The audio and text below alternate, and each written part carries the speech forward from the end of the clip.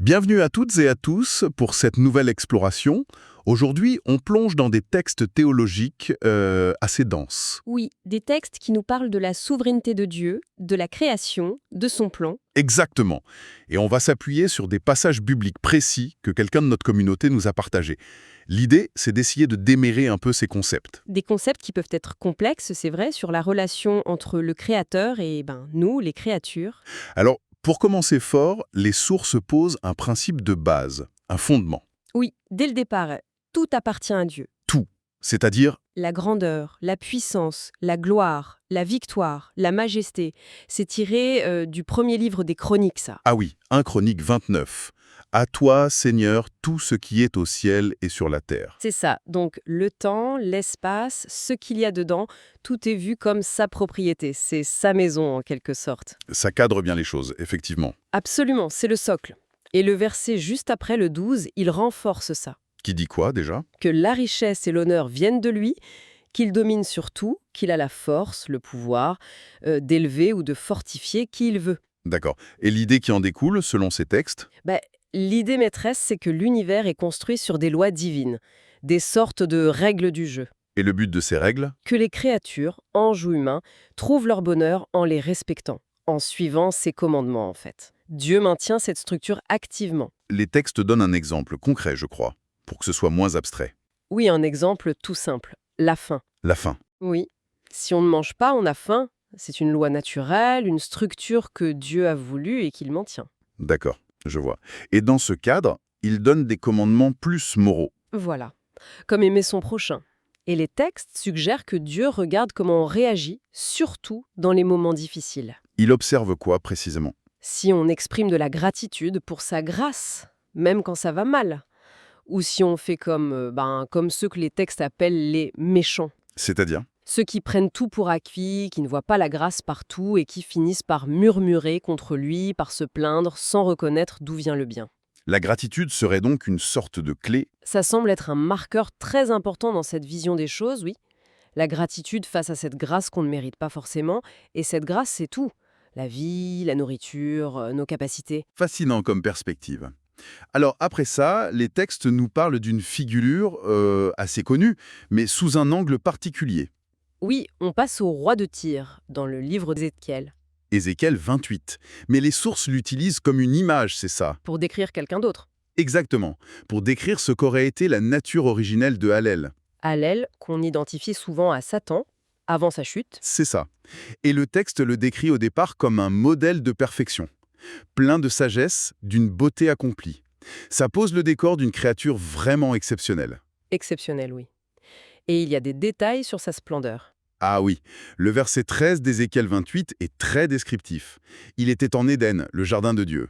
Comme Adam et Ève au début. Oui, mais dans un contexte céleste, probablement. Couvert de pierres précieuses, la liste est longue, mais l'idée c'est vraiment l'éclat, la valeur et d'or. Et un détail que les sources trouvent très intéressant. Lequel? Des instruments de musique. Tambourins, flûtes, ils auraient été préparés spécifiquement pour lui, le jour même de sa création. Ah, ça c'est un indice fort. Ça suggère une fonction. Tout à fait. Pas juste beau, mais créé pour un rôle précis, sans doute lié à la musique, à la louange, à l'adoration, au cœur du royaume de Dieu. Une sorte de maestro céleste alors, dirigeant l'adoration. C'est l'idée qui ressort, oui. Une position incroyablement élevée, très proche de Dieu. Les textes le nomment même chérubin protecteur. Un chérubin. Avec les ailes déployées, peut-être pour couvrir le trône. Symboliquement, oui. Une position de confiance, d'honneur immense. D'accord. Et c'est là que ça devient compliqué. C'est là qu'intervient un point théologique majeur et, il faut le dire, assez vertigineux dans ses écrits. Je vous écoute. Ils affirment que Dieu savait. Savez quoi? Avant même de créer cet être magnifique, Dieu savait qu'il choisirait de se rebeller s'il recevait le libre arbitre. Attendez. Il savait à l'avance qu'il allait chuter. Mais alors, pourquoi le créer comme ça avec ce choix possible? Ça, c'est la question centrale. La perspective ici, c'est que Dieu est hors du temps. Il voit tout, simultanément, passé, présent, futur. Pour lui, c'est un tout. Donc, il connaissait l'issue. Voilà. Et les textes suggèrent que cette chute, ce n'était pas le plan A idéal en soi. Si ça n'avait pas été Hélène qui devait chuter, Contrairement à d'autres anges comme Michel ou Gabriel, qui resteraient fidèles. exactement. Si ça avait été un autre, Dieu aurait eu un autre moyen pour accomplir son plan concernant le libre arbitre des créatures. Mais sachant que Hélène ferait ce choix de rébellion, alors Dieu aurait décidé d'intégrer cette future rébellion dans son plan global. Non pas qu'il l'ait voulu ou causé, attention. Non mais il l'utilise. Il l'utilise, ce rejet, ce mal choisi librement pour accomplir un bien encore plus grand, un bien lié à la révélation de son propre caractère et au destin final de sa création.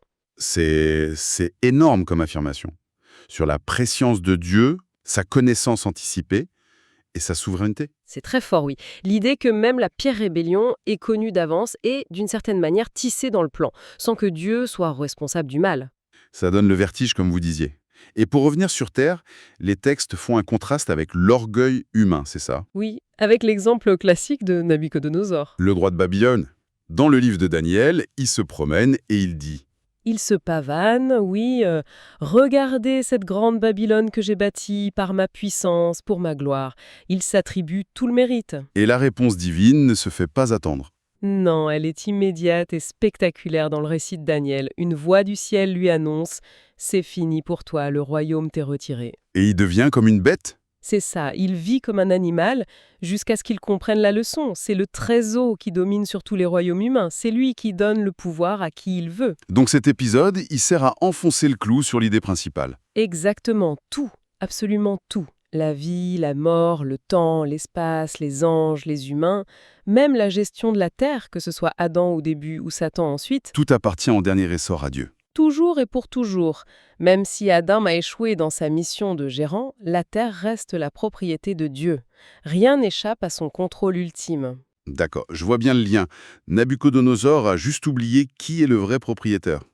Mais alors, si tout lui appartient, si sa souveraineté est si totale, et s'il connaît même nos choix futurs? Oui, comment ça marche avec le libre arbitre? Celui de LL et le nôtre aussi, j'imagine.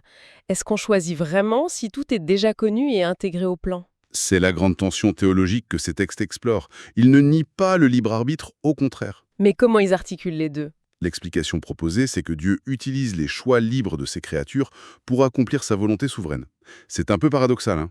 Un peu, oui. Ceux qui choisissent la justice, en acceptant la grâce de Dieu, ils les utilisent d'une manière qui corresponde à ce choix. Et ceux qui choisissent l'injustice, qui rejettent sa grâce, Leurs choix sont aussi intégrés au plan, mais différemment. Leur rébellion ne fait pas dérailler le projet global de Dieu, elle est prise en compte, en quelque sorte. donc c'est l'acceptation ou le rejet de la grâce qui est déterminant. C'est le pivot, oui. Nos choix comptent, mais Dieu sait déjà ce qu'on va choisir et il intègre ça dans son grand tableau d'ensemble. Il sait ce qu'on va choisir, C'est ce que ces écrits affirment. Et ils vont même plus loin. c'est-à-dire Ils suggèrent que Dieu, dans sa prescience parfaite, connaîtrait non seulement nos choix, mais aurait même prédestiné le moment de la naissance de chaque personne. prédestiné. Oui, sachant d'avance quelle serait sa réponse à l'offre de grâce, attention, ce n'est pas une prédestination qui force le choix, mais une prédestination basée sur sa connaissance parfaite de ce que nous choisirons librement. Donc les événements se déroulent à la fois selon sa connaissance et nos choix réels. C'est ça. Et tout ça accomplit le grand dessein de Dieu. C'est un mystère profond, cette articulation entre la souveraineté divine et la responsabilité humaine. Profond, oui, ça demande de laisser décanter un peu. Alors, une autre dimension importante dans ces sources, c'est le rôle de ce qu'elles appellent la deuxième personne de Dieu. Oui, ce qui renvoie dans la théologie chrétienne classique au Christ, le Fils. En tant que créateur, l'espace-temps lui appartient aussi, logiquement. Tout à fait. Mais c'est là que ça devient fascinant. Les textes parlent de son anéantissement, de son dépouillement. Il serait volontairement vidé. Vidé de quoi? De ses prérogatives divines, de ce droit de propriété sur tout. Il y renonce temporairement pour devenir lui-même une créature, un être humain. Et pourquoi faire ça? Pour pouvoir ensuite, en tant qu'humain parfaitement obéissant, hériter l'espace-temps de son père, comme un héritier légitime qui reçoit ce qui lui revient de droit, mais par l'obéissance. C'est un parcours étonnant, hein? Renoncer pour regagner? Exactement. Regagner l'autorité, y compris sur la mort et le Hadès, le séjour des morts. C'est un concept théologique très riche. Et la croix dans tout ça, elle est où? Elle est au centre. C'est l'événement culminant. la démonstration ultime, publique, de l'amour et de la justice de Dieu. Amour et justice ensemble? Pas contradictoire? Non, selon cette perspective. Les deux facettes inséparables de son caractère. C'est par cet acte, ce sacrifice volontaire, que les créatures, anges et humains, pourraient voir Dieu lui-même vivre selon ses propres lois. La loi de l'amour qui se donne jusqu'au bout? Jusqu'au bout, oui. Et l'idée, c'est qu'en voyant ça, les créatures comprendraient la beauté, la justesse de ses commandements, et qu'elles seraient amenées à se soumettre volontairement à son règne. Par amour et admiration, plus que par peur. C'est l'idée, une soumission choisie. Donc, après la croix, même les jugements de Dieu seraient vus différemment. C'est l'argument, oui. Une fois que la nature profonde de Dieu, amour et justice combinés, est révélée, même ses actions futures pour éliminer le mal, Comme la destruction de la mort, du Hadès, le sort final de ceux qui rejettent sa grâce, ce que l'Apocalypse appelle l'étang de feu. voilà. Ces actions ne seraient plus vues par les créatures fidèles comme des actes arbitraires ou tyranniques, Mais comme quoi, alors? comme la conséquence nécessaire et juste de son amour pour la sainteté, pour le bien-être de sa création restaurée. L'amour vrai ne peut pas coexister éternellement avec ce qui détruit. Ça donne une profondeur immense à l'événement de la croix. Les textes insistent aussi sur le fait que Dieu révèle ses plans, il ne joue pas à cache-cache. Non, il annonce les choses dès le début. On cite Ésaïe 40. « Ne le savez-vous pas? Ne l'avez-vous pas appris? N'avez-vous jamais réfléchi aux fondations de la terre ?» L'idée que tout était déjà là en germe. C'est ça. La Genèse contiendrait l'essentiel de l'histoire humaine à venir. Les sources parlent d'une durée symbolique de 6000 ans et l'Apocalypse les détails de la fin. Dieu promet le Messie, Et ensuite, il vient lui-même accomplir la promesse. Exactement. Et un point crucial que ces textes soulignent sur ce Messie, oui, c'est qu'il devait être pleinement humain, pour être crédible comme sauveur et modèle. Sa divinité n'était pas une sorte de joker pour lui faciliter la vie. il devait gagner à la loyale en tant qu'homme. Voilà. Il ne pouvait être reconnu comme le Messie promis que si sa vie correspondait aux prophéties écrites des siècles avant. Et il devait vaincre le péché, la tentation, dans les mêmes conditions que nous. Sans utiliser sa puissance divine intrinsèque. En s'appuyant sur Dieu le Père et sa parole, comme n'importe quel humain fidèle devrait le faire. Sa victoire devait être une victoire humaine, exemplaire. Ah, ça c'est intéressant. Ça change un peu la perception des miracles de Jésus, non? Souvent on les voit comme la preuve directe de sa divinité. Oui, mais si on suit ses sources. Alors, Elle suggère que les miracles n'étaient pas principalement là pour prouver sa divinité en soi, plutôt comme des actes de puissance que le premier Adam aurait pu faire s'il était resté connecté à Dieu. et que les disciples pourraient aussi faire, par la foi. C'est l'idée. L'importance capitale des miracles de Jésus, ici, c'est qu'ils étaient prophétisés. C'étaient les signes annoncés. Les panneaux indicateurs, comme vous disiez. Exactement. Pour dire, c'est lui, celui que les Écritures annonçaient. Ils authentifient son identité de Messie promis. Plus qu'il ne prouve sa nature divine de façon isolée. D'accord. L'enjeu final, c'est donc la reconnaissance de sa personne et l'adhésion à son message. L'adhésion à son règne d'amour, basé sur ce qu'il a démontré. C'est le point central, oui. Les miracles attirent l'attention, valident, mais le but, c'est la foi en lui et l'acceptation de son règne. Bien compris.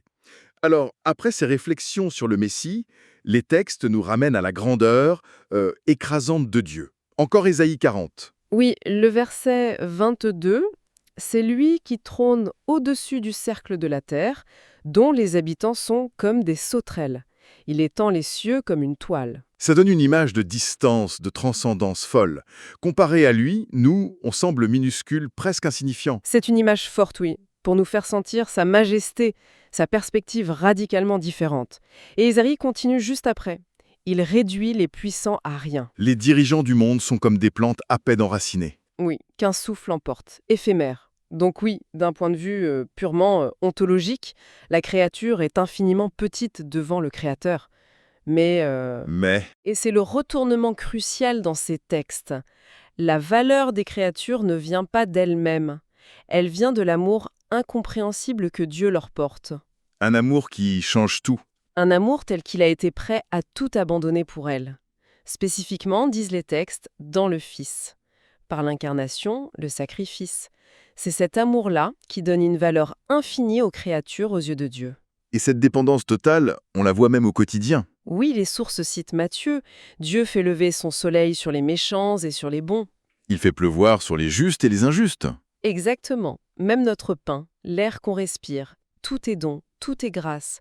On dépend entièrement de lui, qu'on le reconnaisse ou pas. Cette grâce commune qui maintient le monde. C'est ça. Et enfin, les textes évoquent une dernière vision, très célèbre aussi, Laquelle? celle d'Ésaïe au chapitre 6. Ésaïe voit le Seigneur sur un trône très élevé. Sa présence remplit le temple, Avec les séraphins autour, ces anges de feu. oui, d'un rang extrêmement élevé. Et que font-ils? Ils se voilent la face et les pieds. En signe de respect immense. Oui, et ils crient « Saint, Saint, Saint est l'Éternel des armées, toute la terre est pleine de sa gloire ». C'est une scène d'une majesté, d'une sainteté intense. Se voiler la face devant Dieu, même les anges les plus hauts, ça en dit long.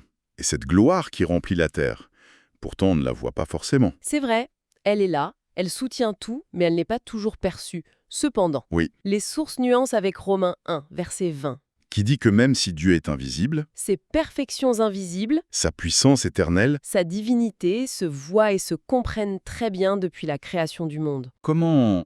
Quand on regarde ses œuvres, la nature, l'univers, la complexité de la vie, tout ça témoignerait d'eux.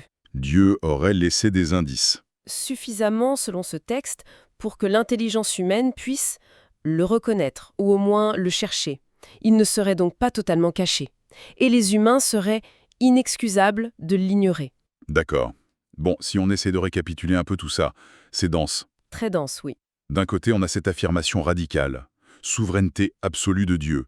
Il possède tout, contrôle tout, sait tout d'avance. C'est le premier pilier. De l'autre, un univers avec des lois, où le libre arbitre des créatures est réel, a des conséquences, mais où même les mauvais choix, comme la chute prévue de Hélène, sont intégrés dans son plan. Un plan plus vaste, oui, et qui reste orienté vers le bien malgré tout.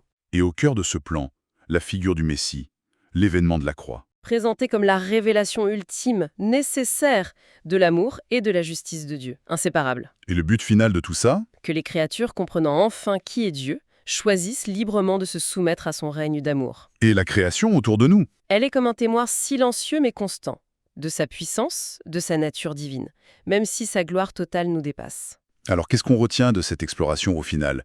Ces textes nous brossent le portrait d'un Dieu Impressionnant. absolument souverain, oui. Dont le plan mystérieux englobe même la rébellion, le mal, sans en être l'auteur. Et paradoxalement, ce même Dieu souverain manifeste son amour de la manière la plus vulnérable, la plus sacrificielle qui soit. C'est plein de tensions, de contrastes forts. Tout à fait, et ça laisse peut-être, avec une pensée à méditer, une question que cette exploration soulève forcément. Laquelle? Si la connaissance anticipée de Dieu est si parfaite, son plan si englobant, intégrant nos choix avant même qu'on les fasse, Oui. comment est-ce que nous, les créatures, on peut vraiment faire l'expérience du poids, de la signification, de la responsabilité de nos propres choix? Où se situe notre liberté réelle dans ce grand dessein, C'est une tension fondamentale, en effet. qui traverse tous ces écrits et qui invite sans doute chacun, chacune, à une réflexion personnelle plus profonde sur ces grandes questions de liberté, de destin et de relation avec le divin.